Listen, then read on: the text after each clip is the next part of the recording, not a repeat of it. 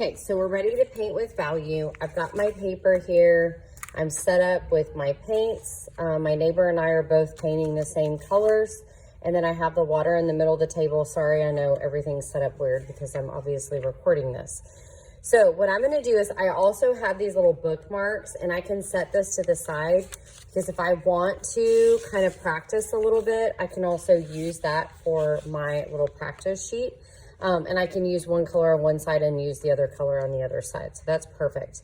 So I'm doing yellow and purple. Those are my complementary colors. When I get to paint, I'm gonna start with the citrus, and I have to paint the citrus purple, okay? I know I outlined it in yellow, so that means I have to paint it the opposite color, which means my background is then gonna be yellow because it's outlined in purple.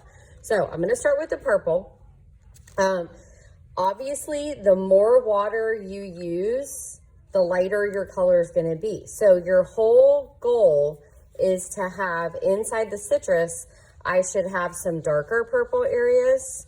And so I'm going to paint each segment with my purple. And then if I'm painting it this color, or this value of purple in this area, which I want the whole thing to try to be the same value, so I want to try to match it.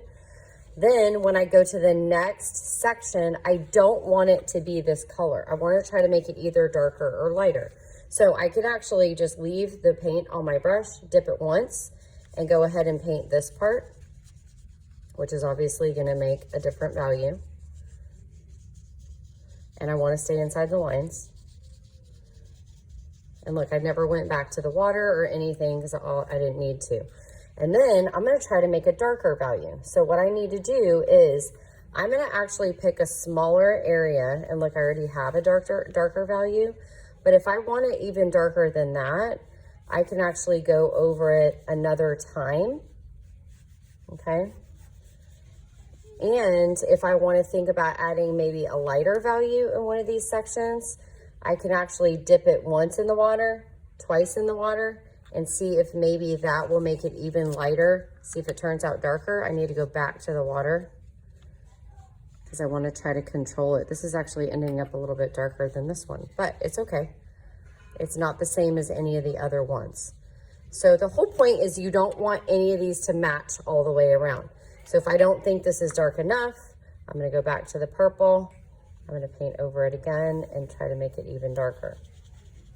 Okay. So hopefully you kind of get the point.